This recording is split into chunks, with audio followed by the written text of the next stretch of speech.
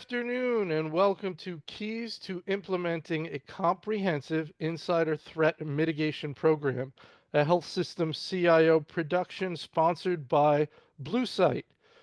Just a little housekeeping before we get started. My name is Anthony Guerra. I'm the founder and editor-in-chief of Health System CIO, and I'll be your moderator today. We're looking forward to your participation. You can send in your questions or comments at any time in the Q&A box, and we'll take those later in the program. Just so you see how we're going to spend our time today, first we're going to go about 35 minutes with our main panel discussion featuring Hugo Lai, CISO with Temple Health and Temple University Health System, Jim Kaipoff, Deputy CISO with Corewell Health, and myself. I'll be right in there with Jim. We'll take our Q&A later in the program, send them in as they occur to you, and we'll do them a little later. All right, let's jump right into it. Hugo, let's start with you. Can you give me an overview of your organization and your role? Sure. Hugo Lai, I am the CISO at Temple Health, and I've been with the organization for about 3.5 years.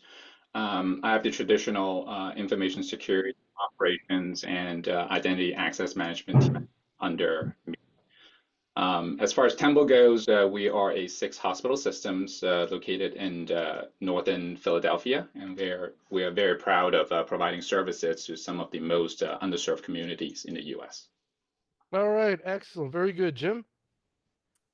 Thanks, Anthony. Deputy CISO at Corewell Health. Corewell is newly formed in the last 4 years, health system formed by the merger of Spectrum Health and Beaumont Health in the state of Michigan. We have a health plan that is not just self-insured, but insures over 1 million members in the state of Michigan, and now expanding into Indiana as well.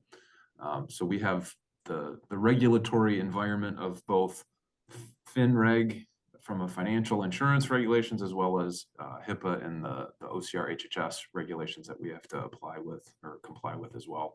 And that adds a layer of dynamics, shall we say, to the risk management of the CISO responsibility. So I report to the CISO, he reports to the CIO. I also have, in addition to the deputy CISO role, which is just basically being my boss when he's conflicted or not around, to being the head of our Cyber Fusion Center, which deals with all things cyber threat, from attack surface management, threat intelligence, forensics, cyber response, and up to the point of containment. And then we work with our digital services colleagues to do the recovery work when there is a cyber incident. So pretty broad remit right now for me. Insider threat is something that we do. We don't maybe do it as well as we should. And we're looking to expand and really wrestling through what it means to have an insider threat program holistically and comprehensively. And so I think this is going to be a really interesting dialogue, Anthony. I think you and I can provide some of the challenge points, right? When you start thinking about how to manage this insider threat risk that we all face. Yeah, looking forward to definitely digging into that. All right, very good. So we'll jump right in. Insider threats are often more difficult to detect than external cyber threats. That makes a lot of sense. Can you define what constitutes an insider threat in a modern healthcare environment and how the threat landscape has evolved in recent years? I always ask when we have these kind of discussions, I assume definitions are important, and that insider threat is something that two different CISOs could define slightly differently, and I wonder if that could be important for how you handle it. Hugo, let's start with you. Sure. How I look at insider threats are really anybody that are employees or being a member of the workforce member, right, can do any potential threats to the organization. And it can really mean any physical threat as well as from an information security perspective, right? I think the challenge that we're seeing nowadays are that there are adversaries out there that are actively recruiting individuals, right, that are more prone into like selling, for example, IP information, or even gaining internal access to an organization. So that is a trend that we're seeing. So recruiting employees. So bad actors trying to recruit employees to voluntarily either give up their credentials or use their credentials to do things. So Mm, that would be under the, and this is a big bifurcation here, which is we'll get into more, which is malicious versus non-malicious. So this would be under the malicious side, the mm. recruitment. Are you aware of that kind of thing happening? I mean, and you don't have to give out too much information, but do you know if that stuff is actively going on, like as we speak? I think there is a well-known case out there. I believe is Before Me. I believe that's the organization where they detected a contractor that is um, a foreign state type of a adversaries that get recruited into the organizations. Like the second day, that get hired, and already, some malicious triggers are being flagged. So that was an interesting story. All right, Hugo, one more follow-up. You mentioned first you talked about employees when you talked about insider threats, but there are people that you mentioned, contractors who are not employees but may have credentials. And also in healthcare, a lot of times we have physicians who have credentials who are not employees. What do you think about those in terms of do you consider them insiders? Does anybody who have credentials an insider, or is it does it different when it's an employee versus just someone with credentials? That's an interesting distinction. From my perspective, I think anybody with a valid credentials within the organizations are considered as an insider. You know, Right, yeah. right. Jim, so what are your thoughts on that issue? And again, it's a nuance in healthcare where you have a lot of folks with credentials who are not employees. Yeah, absolutely. I like the Carnegie Mellon definition, the potential for an individual who has or had authorized access to critical assets to use that access, either maliciously or unintentionally. And I think Hugo started to kind of hint at that as well.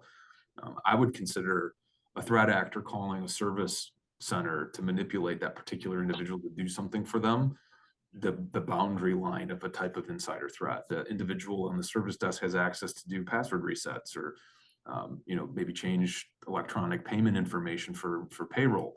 That all is insider type access to the organization, and they're being manipulated by an external actor. I think that's one type, and that's really kind of what you're hinting at. I think in this line of questioning is how do you define it for your org?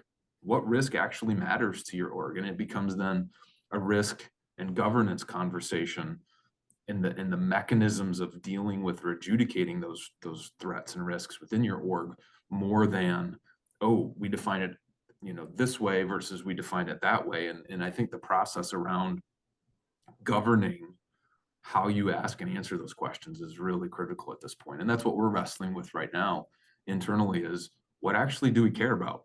What threats do we care to manage with the limited resources we have available? What are those things that are the highest impactful things to our org? The other piece of that, I think a lot of times we think of an insider threat as somebody with malicious intent. And it could be a well-meaning insider who does something unintentionally or on accident as well that can cause damage. So if you think about who holds the keys to the kingdom, so to speak, a lot of your IT staff who have privileged credentials can be very well intentioned, but might do things that would cause damage to your system. That's either from leaking data or shutting systems down or interrupting the mission of your organization. So that's where it's multifaceted, and Hmm. you really have to create a structure that allows you to effectively and efficiently answer those types of questions from a governance perspective, because you can't do it all. There's no way. I think Hugo would agree. Healthcare is super limited in resources right now, and I would even argue some of the larger, like financial organizations who have even more resources and have more insider threats because of the nature and type of data that's involved, they don't have all the money necessary to deal with every possible insider threat. So for us and for me, it really comes down to how do we articulate what are the elements or aspects or the facets of these questions to make sure we're getting really to the heart and the root of what is the most risky to your org. That's that's a great point, Jim, and let's go into that a little more. So, Eric Decker, who's the CISO over at Intermountain, He's done some interest. He's made some interesting comments and said some interesting things about dealing with third party risk. And the reason I bring it up here is because he's very much moving down the path of the thought process, which is many things that go on with third parties don't really matter, are not, they don't rise to the level that we need to worry about them. So let's figure out better, let's do a better job figuring out what that threshold is, because we can offload so much stuff we're worried about right now. And he's got certain criteria. Do they have a material impact, or am I exchanging data, where he's able to, find that level of risk. And again, if they're below that, I don't care. I almost don't care. I don't need to know from a security point of view too much about what's going on with that vendor. It sounds like you're talking about that in a similar way on this insider risk level. We need to find what the line is. If we put that line far too high, meaning we've got too much stuff that we're looking at, it's not manageable. Yeah, the amount of time just that it can take to even figure out how to identify every threat coming against healthcare can be overwhelming. And so that's where this is a step even before maybe having full visibility into what matters, because you oftentimes have to go turning rocks over. Hugo can attest to this, right? Go look for a specific set of criteria within the broader ecosystem of a healthcare organization to find those areas of threat that are likely impacting you. And that can be a resource constrained operation as well. So Yeah, first, with go you. ahead, Hugo. No, I say I completely agree with what Jim said there. I think it's really important to understand what type of risks that you want to manage, right? Like with this insider threat program, you certainly cannot monitor everything, and even you have the resources to do so. I think it's just going to become like too noisy, right? Mm-hmm. Like for your team to conduct like whether that's going to be investigations on all of them. I think that's just impossible to do.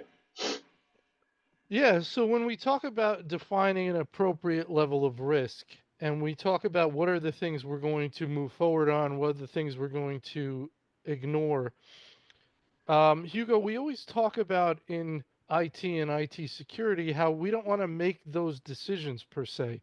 We want to advise on those decisions, and then the business is going to make the decision on what they want to accept and what they want us to address. And there's different ways you can handle risk, right? You can offload it, you can accept it, or you can spend to reduce it, those type of things. So, um, what are your thoughts around as a IT security executive explaining to the business the possible risks they could be looking at so you can then get decisions back from them and move forward with a plan? I think this has to do with, how you're organizing your insider threat management team or program, right? So I believe that IT is only a component of that. There are certainly risks that I can speak to, related to data, for example, related to privileged access, for example. But we need to bring in additional key stakeholders into the program to allow them, right, to talk about, some of the risks, organization risks that they care about. For example, like HR, I think they needs to be a part of that program. Legal and compliance, for example, right? And sometimes when you talk about insider program within a healthcare organizations, I think it may be helpful also to bring in even clinicians or nurses, right? After all, these are the individuals that you are monitoring, right? So give them visibility to what you are doing. And then at the same time, they can also offer insights as of, what are some of the risks that they care about, right? Mm-hmm. Jim, thoughts there? Yeah, if you can't become conversant with the business, you're going to be extremely limited in your effectiveness as a CISO or somebody that's trying to manage information risk to the org. Uh, I can guess at the end of the day what departments, functions, people, teams are the most important to either the mission or the revenue, right? That's really the two kind of bookends of what we do in healthcare. No margin, no mission, and your mission is important. So if I guess and I get it wrong, I've now misallocated resources to some place that isn't as risky, and I've robbed from areas that need to be protected. So it's like a double dip. So really leveraging those relationships within the broader business ecosystem, and learning, frankly, to have conversations and be comfortable being conversant in business speak is a critical function of dealing with these types of risks. You can have the greatest program from a structural, procedural, and even technology tooling and automation, but if you aren't forming those connections with the business, you'll be ineffective. And the dangerous part of that is you won't know you're ineffective. You can create all pretty charts and graphs and everything else, and then reality is going to smash you in the face because you weren't looking in the right place. You weren't looking to manage the risk in the right way. So I'll double down on what he was. Form relationships. Absolutely form those relationships with HR, legal, corporate compliance, the business lines. Understand if you're in healthcare or health insurance, where's the revenue coming from? Where's our major systems that if they're taken offline, or if the data isn't trustworthy in those systems, we're impacting people, right? And begin to create that map of importance. So then when you start to overlay risk, you can apply those controls in the best area. And it doesn't have to be super sophisticated, right? Start with the big buckets, and then sort of start slicing that up over time as you gain understanding and confidence in having those dialogues. Jim, tell me, I totally understand what you're saying. It makes a lot of sense. But when we talk about understanding the operations and having those relationships, what are your thoughts on how that specifically relates to having an effective insider threat mitigation program? Yep. Is it because when you understand the way they work, you won't have red flags go up for things that they do normally? So right? So you say, "Oh, we had that as a red flag," but they're like, "No, this is what we do all the time." Or this is why this red flag's going up. Is that what you mean? Tell me a little bit more about that. A little bit, and maybe an example. Yeah. If you start thinking about going back to what I talked about earlier with IT folks that have trusted credentials, right? They've got some kind of elevated access to data and systems. We're a highly digitized environment. I think all healthcare is. There's not a lot happening on paper anymore. So being able to translate from the clinician touching, interfacing, interacting with patients, and which part of that environment is most important. Think like an emergency department where it's truly life and death at times. Now you take that into the IT systems that support that, right? So now I don't have to apply my insider threat program to every IT system, every IT person, and every piece of software we have. I can carve out a very small aspect that has a direct correlation back to patient impact, patient harm, patient care. And now I can start to map, okay, which systems and which people support those systems within that broader, or within that narrower confines that exist within the broader landscape. That's a great crawl, walk, run approach to being able to say, look, there's a very clear and present danger to our patient care when they're at their most vulnerable. Therefore, I am going to define the circle around an insider threat program very tightly to see what's supportive in that. And now I get to branch out of that and go talk to the leaders of those areas, go talk to the clinicians, go have a conversation with what actually would happen. And I'm starting to quantify that risk a little bit better. So you're talking about having a closer eye on something like the emergency department and Yeah. almost tighter security. Potentially. Yeah. Yep. Okay, so let's go with that, and I'm going to bring it to Hugo to bring him in. So I'd like you to comment on Jim's thought around having a tighter eye on something that's more directly tied to immediate patient care where time can't be lost. There's another dynamic here that I want to discuss that could be related here, which is uh, when you revoke a credential, if a big red flag goes up, revoke a credential, you significantly impact that individual's ability to work.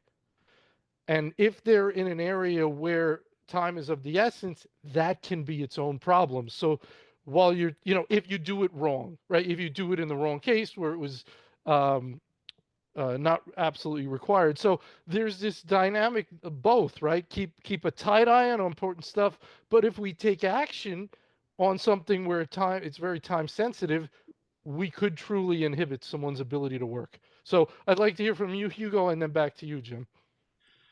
So here's how I look at it, right? I do agree with Jim in a sense that, by collaborating with other departments or stakeholders, you get a more in-depth view, about a particular issue or incident. But I think the is also equally important, the reason why we're bringing in different stakeholders into the program is that we also want to gain a different perspective, right, from their lens. Again, from a CISO perspective, I have an eye, on certain type of risks, but I don't have, the same privilege to understand, from a CFO perspective, right? Like, is there particular transactions, that would, raise a red flag for him, right? Oftentimes, I don't understand that, right? So the importance of bringing in, a different department to look at some of the same alerts Mm-hmm. or issues, that will help you to have a fuller picture of what's going on, right?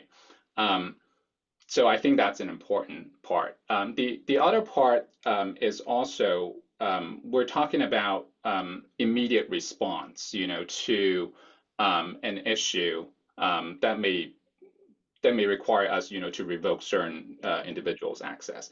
I, Right. I think there will be times that will require that type of an action or remediation steps, but I think there are more values, right, in developing an insider threat program that with a longer horizon in mind. So, for example, you rarely see someone, just kind of flip, right, from a trusted employee all of a sudden doing something, with malicious in mind, right? Like you never see that like overnight, right? It usually develop, those type of behavior develop like over a long period of time. So you need to set up your program in a way that you have like all these views, right? Like understanding why and whether you have that visibility to that individuals like to see that change over time, right? Then when you all of a sudden receive an alert, then you have a much better picture as to why it happened, right? Mm-hmm. Or a better response to that. So when we see okay, someone trying to do harm to a patient, right, there would typically be something that would indicate over a long period of time, maybe there's certain trends, whatever that may be, right? But an Mm-hmm. effective program should give you that visibility so that you can make a better decision when that happens. Yeah, and Nick Culbertson, so Blue Site acquired Protennis, and Nick Culbertson was the CEO of Protennis. He was on a number of these programs with us, and he always used to say, Hugo, to your point, these behaviors escalate over time, right? By the time something really bad is being done, there were probably a lot of little steps that the individual got away with where they dipped their toe into the pool. Maybe they took a look into an account. And if nothing happens, those behaviors can escalate. So I think that's kind of what you're saying. You look for the pattern and you have to address things before they get big. It doesn't start out with usually a big terrible event, right? So that's a very interesting point. Jim, I like your thoughts. Yeah, I just take a half a step back. We were talking about sort of scope, and now we're talking about controls. Mm-hmm. Anthony, you mentioned like disabling somebody's access, for example, Right. as a type of control. Um, couple of ways you could take that. The control framework, control landscape, it isn't maybe removing the insider from the inside. It might be removing their access. It might be challenging them to confirm that's who they say they are. It could be working with physical security because maybe this insider threat manifested through digital, but now it's actually a physical threat, right? Mm-hmm. And so bridging that gap into the physical aspect out of cyber is an interesting kind of wrinkle to think about as well. But how you it does for me, it kind of, and Hugo, you hinted at this as well, it ties back to that risk equation and thinking through what matters. If I've scoped it appropriately and I'm able to instrument then that environment, the boundaries of that environment, and I'm getting the data that I need to make the decisions about, is this a threat, is this not a threat, um, then that data is needed, then in those relationships are needed to adjudicate that. Is that a signal or is that noise, right? And so as I'm working through that, having those relationships to be able to say, here's what we see, quickly make decisions on it, and then know what action to take. You know, in the moment, sometimes you have to brainstorm it. It's almost like an incident. It's kind of an incident response, right? What are the facts, and how do we educate in real time? Then make the escalated decisions necessary to take the appropriate action. And it might be remove. Like, this Mm-hmm. physician is posing a serious risk. Mm-hmm. We may have to just suspend until we figure out what's going on and take the impact. It might just be, hey, let's prompt for an MFA token. Right. Let's remove some of their access. Let's remove all of it, right? That I hate to kind of introduce this concept, but the probability cone of likely outcomes then becomes much bigger, more complex, and a lot harder to deal with. That's where starting with the smallest scope possible, as you start to learn and grow and walk, it's really important. Otherwise, you're boiling the ocean very quickly, trying to deal with everything all at once. So it's great stuff there, Jim, and I like the probability cone of likely outcomes. That's Yeah, a thing. Is that a thing? it's a thing. That's Yeah, a good. I like that. I like that. It's very good. Um, but you want to have. It sounds like what you're saying is you want to have a playbook to go to yeah, that you established through sound governance.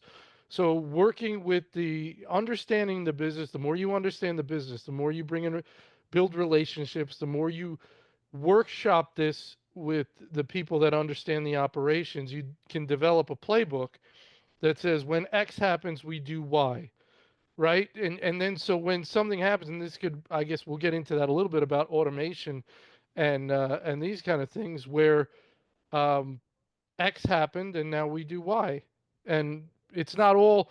It's every time doesn't have to be a conversation where you get some people in the room and sit there and there's no time for that, right? Because I've heard many CISOs speak about shut it down and figure it out later. Like we're at that point where a breach can present such risk, such catastrophic risk, that you err on a shut it down and we'll figure it out, or revoke the credentials and we'll figure it out. Like we can't just leave this go on. And again, that goes to understanding the risk profile of the incident and what's happening, and under what situations do we shut it down and figure it out versus figure it out and maybe shut it down.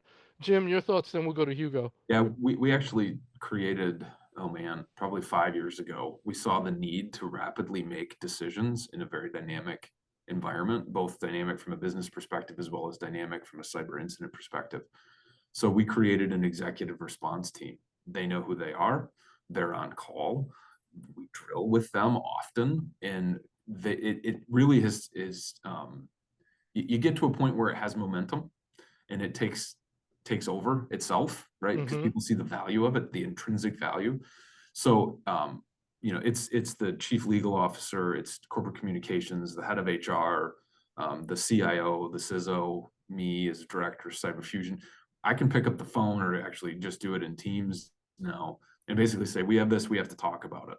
It's not Mm-hmm. necessarily an incident yet, but the facts are starting to indicate that we're heading in a direction that this is likely going to turn into an incident that will require a whole of organizational response. And we can get people to weigh in on it. To Mm-hmm. your point, hey, do we just contain this while we figure it out? Okay, well, we're going to take this system, we're going to take this person, we're going to take this application offline. What does that mean? Because I don't have a full index. I don't have a complete inventory yet of all of the things that I need to be able to effectively make that decision in the moment. So then I have to form a committee immediately, and they have to understand why they're a part of that committee. So the ground rules have to be pre-established. Mm-hmm. And then we have to know and have drilled that they do have the authority to make those decisions. So oftentimes it will spread quickly, like, hey, I understand that's my area. I'm not an expertise. Let's bring the director in who can better speak to the impact of the org of disabling that. And Mm-hmm. we've been able to drill that. Our goal is to form that committee dynamically, communicate the key elements of the salient elements of the incident, whatever we're dealing with, and get decision making made within an hour. From whatever alert signal we get, our goal is to get that group together when necessary within the hour and make decisions. And we're able to do that. And we're, it's a $14 billion, 65,000 person organization. So we've, socialized the need to be able to do this. And then when you have a couple of real world incidents, it really drives home, right? Never let a good crisis go to waste. It really then drives home the value of being able to do this for the future, right? Even if it's a false positive, hey, we get everybody together, everybody's like, nope, this isn't real. The risk is low enough, just leave it in place, put some mitigating controls in place or deal with it later, and we move on. But there's still this opportunity to exercise at that executive level. Hugo, your thoughts? Yeah, having a playbook, it's critically important, not only just for insider threat, but really for any type of incident that the organization have to deal with, right? I often like to use the 2 a.m. sort of a rule, right? Like at 2 a.m. in the morning when you are alone working on an alert, right? Do you have all the information that is needed for you or for your team to help them, make a good decision, right? If I'm not available, right? If one of my SOC analysts, working on alert, right?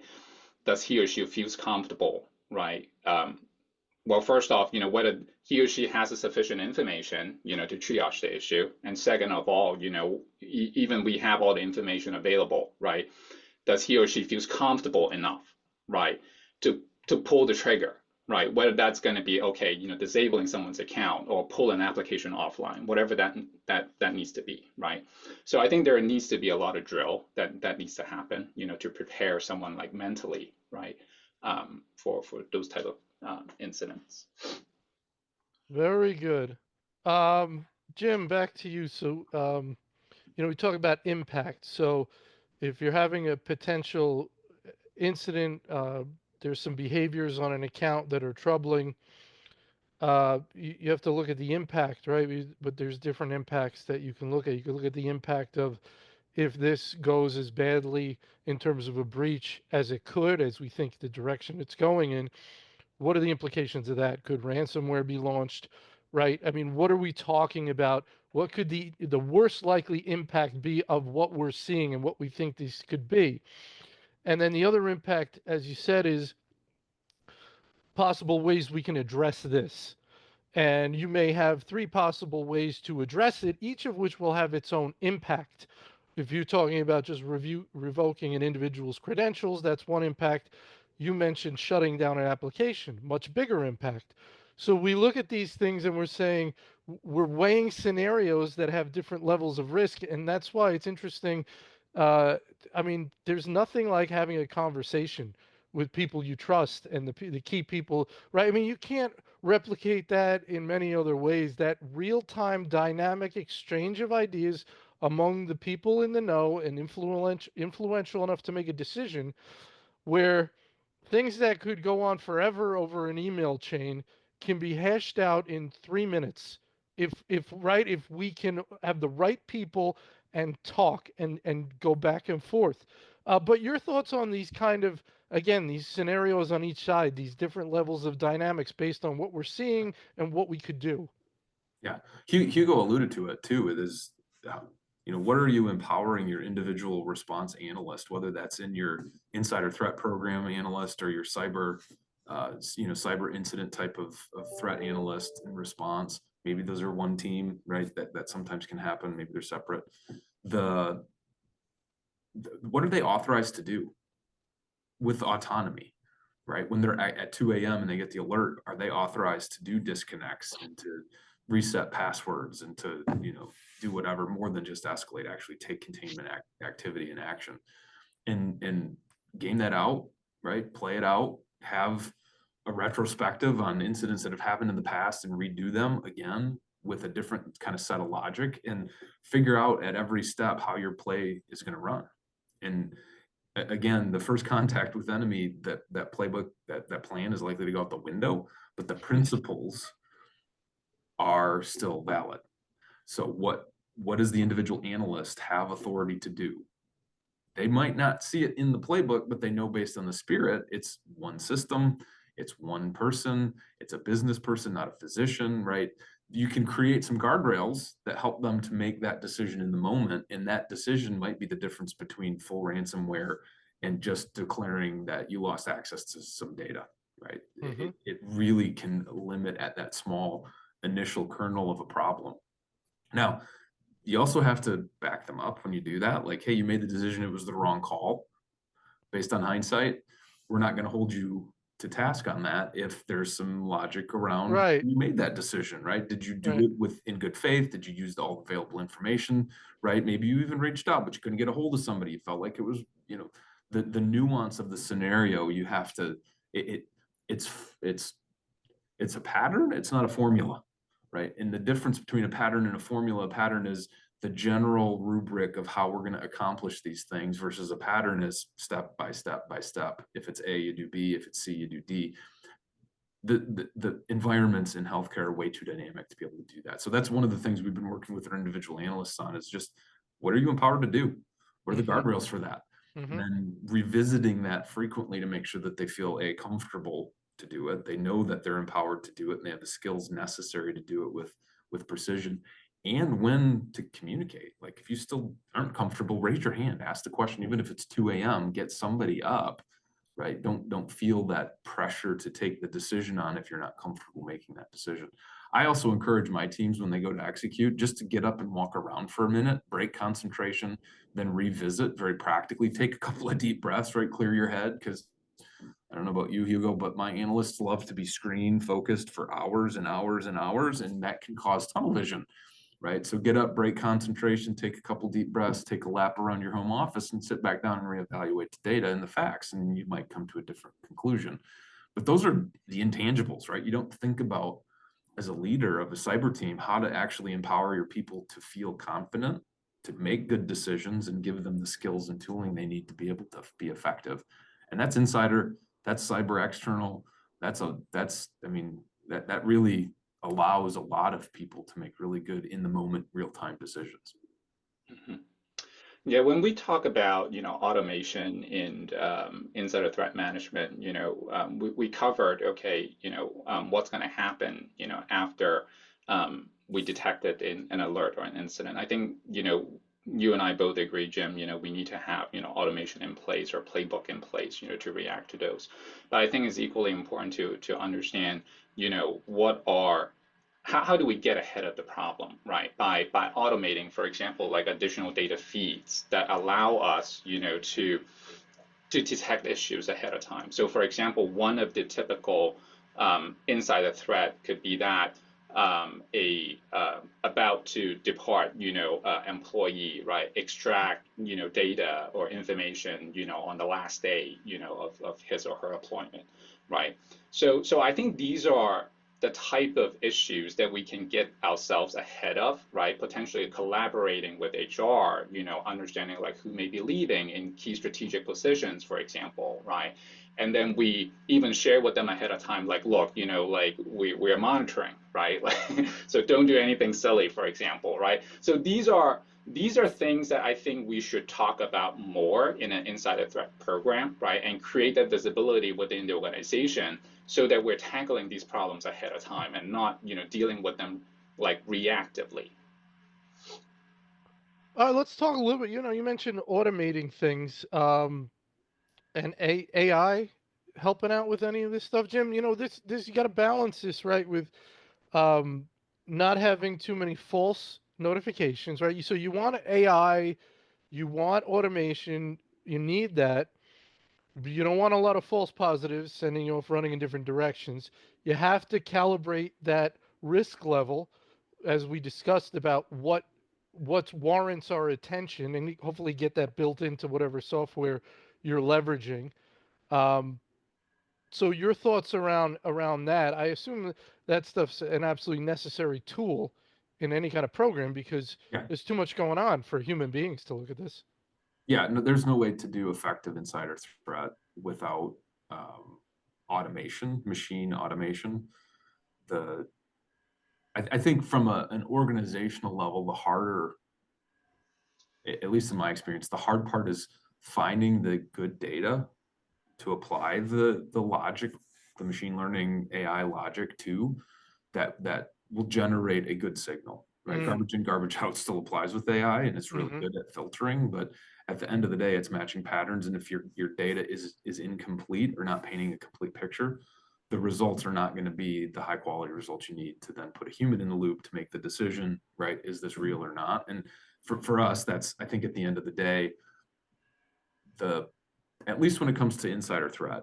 Cyber threat is a little bit different. You've got the sort of hard IOC level stuff that's a lot more, it's a lot easier to block with confidence that it isn't going to have significant major repercussions. If you're blocking a source IP address that's attacking you from the internet, right? The Hmm. likelihood that that's a business trading partner is pretty small. Hmm. It may be, there's a risk there, but it's pretty small versus, hey, we see generalized threats coming from the internet and we're going to block a whole bunch more stuff based on a tactic or a technique from an attacker. Same thing applies to insider threat. The more specific type of behavior that's in question, the more likelihood you could apply automation with a high degree of confidence of not impacting the business.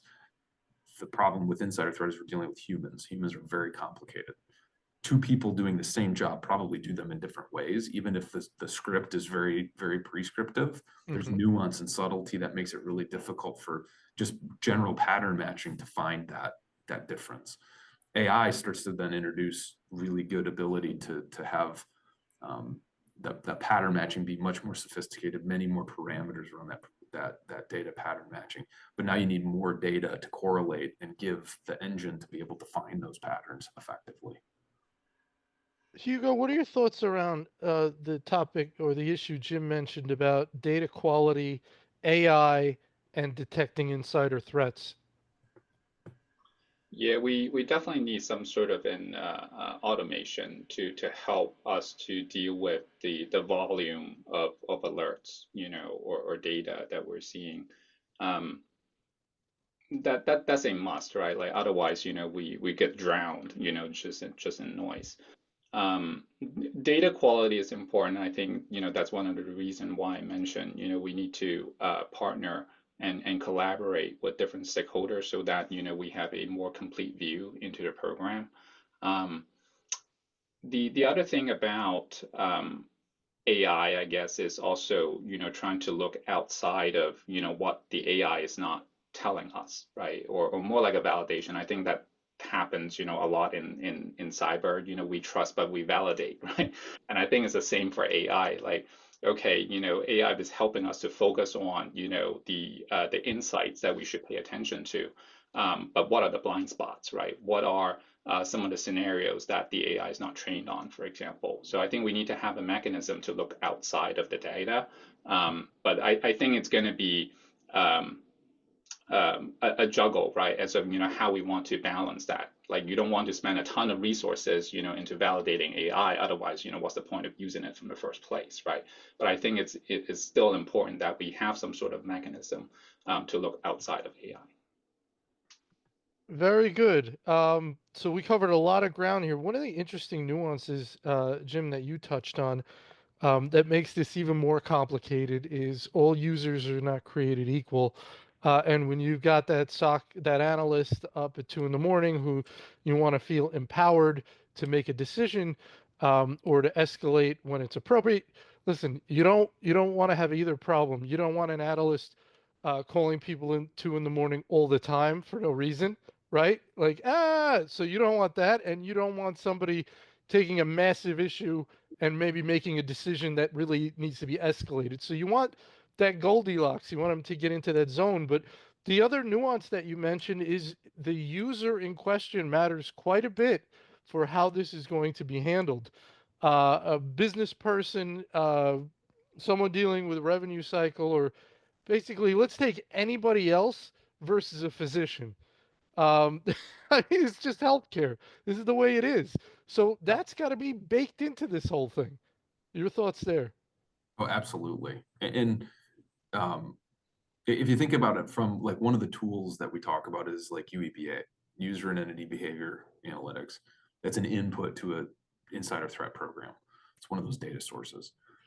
Um, the user behavior is really a type of entity, right? You have to, it's not all users are the same, and you have to understand the context. Mm-hmm. Just like the behavior isn't the same, the outcome of that behavior isn't always the same. And that drives then a different response. Those are factors to consider in a decision tree or a process map within the broader context of an insider threat response capability then. And that's really, in my mind, it helps me keep it straight, think about Mm-hmm. identification, right? Prioritization, containment, eradication, recovery, the classic SANS incident response framework from an information security response perspective. You keep that in mind as well. Like, hey, I may need to just get more data, and that's okay. I see something, there's some stuff here that feels fishy, suspicious, or weird. I just may need to get more data on that. And Mm-hmm. that's really where now you can complete the circle right around, is it people, is it processor, is it technology? It's all three. If you don't have the UEBA, maybe you can go into the IDP, right? Your identity provider system, and look and find data in that. And as you start to exercise certain scenarios and you build automation around those scenarios, again, they should be the higher risk scenarios. You can start to then find opportunities for data fidelity, data completeness, um, the behavioral responses to, again, inform as much as possible the analyst who's ultimately going to be in the loop of making these decisions, or programming the automation to make the decisions, right, at the end of the Mm-hmm. day. And the last piece of that 5-step IR process is lessons learned. And that's something that's easy to miss, and you don't carve out time for it, and you're not disciplined around making sure to have that conversation.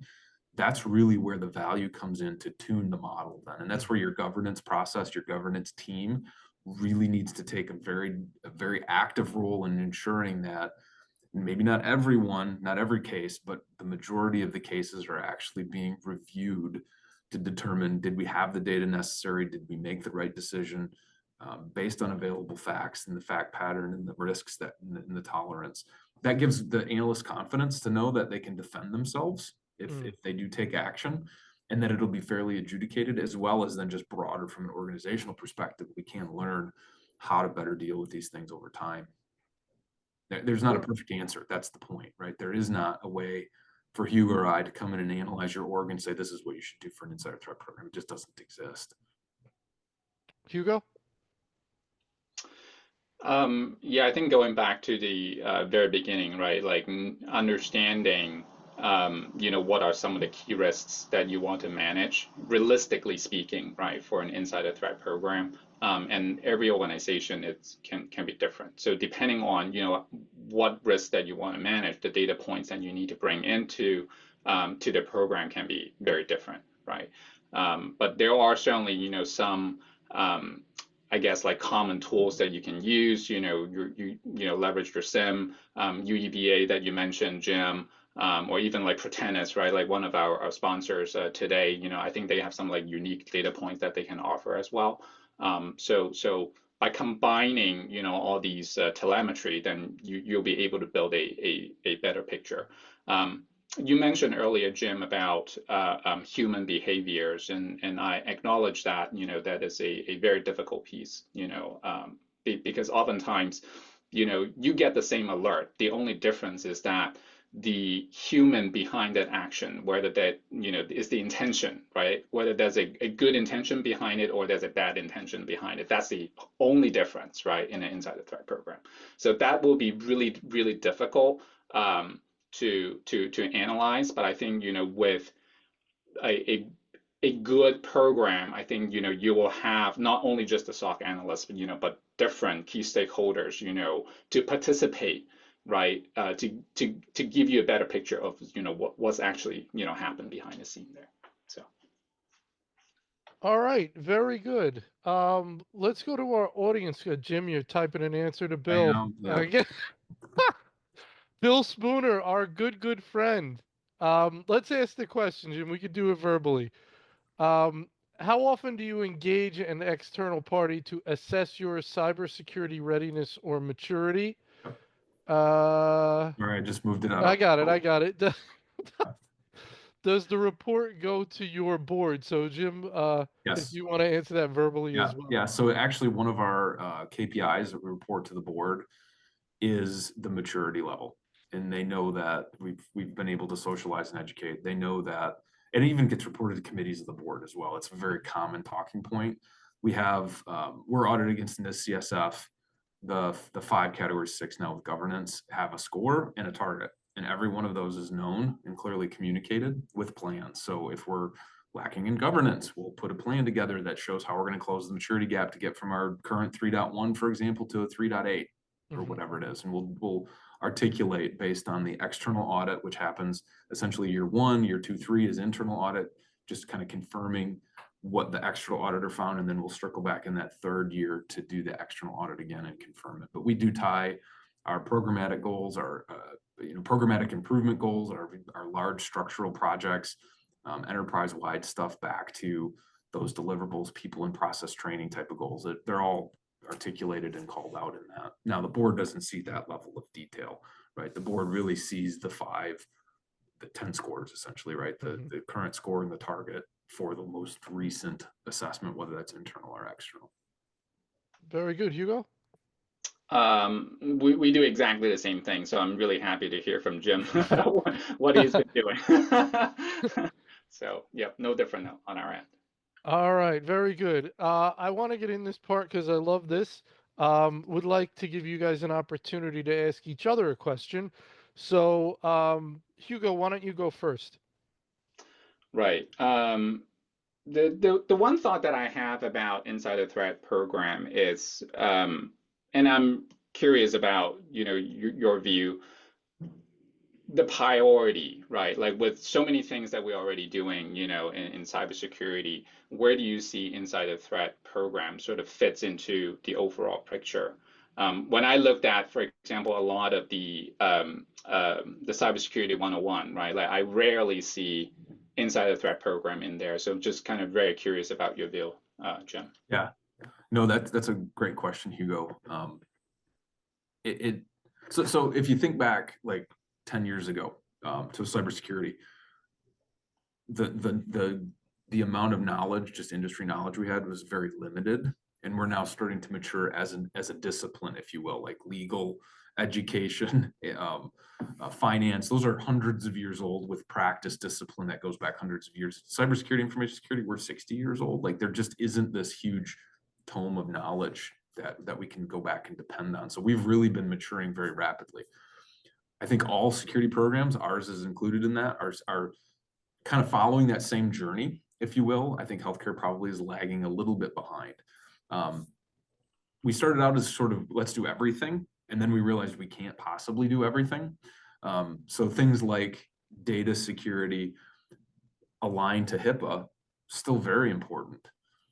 Data security aligned to like corporate strategy, corporate finances, limited lifespan, if you will, those have become less important. Not to say they're zero importance, but we're prioritizing some of our resource allocations to different areas of cybersecurity. Right now, healthcare, the huge 800-pound gorilla is ransomware, the double extortion, right? Shut down your mission and hold you financially accountable for sensitive data that we were responsible for. So where are we shifting our resources to those? How well are we building systems to be able to be recoverable within 30 days? How well are we monitoring for and stopping known attack threat vectors? Who are the likely attackers against us, right? All of that is kind of, I don't want to say sucked the air out of the room, but consumed a lot of our attention. Insider threat, at a certain level is there, right? From a privacy, HIPAA, OCR, HHS perspective, absolutely we monitor who accesses our EMRs and the source of data, and we do the HIPAA risk assessments, right? We're doing a lot of that work, which does then drive, attention paid back to the higher risks, but we don't have a dedicated like, oh, we're going to detect insider threat from the perspective of somebody is going to go rogue and delete a bunch of stuff. We trust our employees. We do a lot of screening of our employees. So that's part of that insider threat kind of my mindset around risk management, but it isn't necessarily like a robust NIST aligned insider threat management program. We're $14 billion and we don't have the resources to do it right now. Right. I'm putting together a plan that'll complete kind of the missing puzzle pieces, if you will, But again, I look at the implementation lift to be able to do that. It's going to be immense. It's going to have to be a whole of the organization type of effort to make that happen. And it's a matter of timing, right? We will get it done. It's just what are the priorities and what's the prioritization on then that type of a thing, and making it visible, right? So that it's clearly communicated, we are accepting this type of risk, and it's documented that as an org, we've decided to minimally meet the compliance obligations, minimally meet our risk tolerance and risk acceptance. And we're going to spend our resources against something else right now. Yeah. Thank All you, right. Jim. Well, Appreciate we're almost out of time, but I really want to hear if Jim's got a question for Hugo. So how are you working with HR?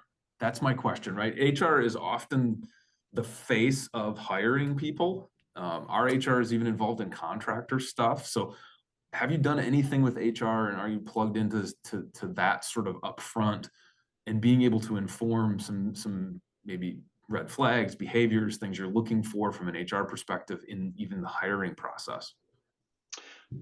So currently we're working together with HR to kick off this insider threat program, if you will. Um, I I think background investigation, that's what you're referring to. I there are certain things that can be done, but obviously, before you get to know that individual, right, there's only so much that you can do. But I think certainly, that should be part of that. But I think the area that we're trying to partner with HR is, really make sure that we get their buy-ins, right? As well as, understand from their perspective, again, what are the key risks that they're dealing with. I know that one of the challenges within healthcare is workplace violence, right? So oftentimes, yeah, we're dealing with, patients, that is, doing harm to our clinicians, for example. But I think it's equally important because like we have seen those cases. Luckily, nothing really happened recently, but mass shooting, for example, right? Like are there anything that we can do, right? I'm not saying that like, hey, we need to spy on, like Mm. everyone, but I think these are some of the key issues that I believe everyone is very interested in. So like, how do we put together a program that would help us to manage that risk? Like those are the areas that we're trying to focus on and try to partner with HR and legal and compliance, obviously. Yeah. So it's like a different type of insider risk. It's insiders, but it's sort of a different angle on it. So Yeah. very good. My goodness. That hour went by fast. That was wonderful. Regarding continuing education, you can use the final slide in this deck. You'll receive an email when the on-demand recording is ready for viewing. If you want to work with us, you can reach out to Nancy Wilcox from our team, and you can go to our website to register for upcoming panels. With that, I want to thank our tremendous panel. This was a lot of fun. Hugo Lai and Jim Kaipoff. I want to thank Blue Site for sponsoring and you for attending. And with that, everybody have a wonderful day. Thank you. Thank you, everyone. Everybody, thank you.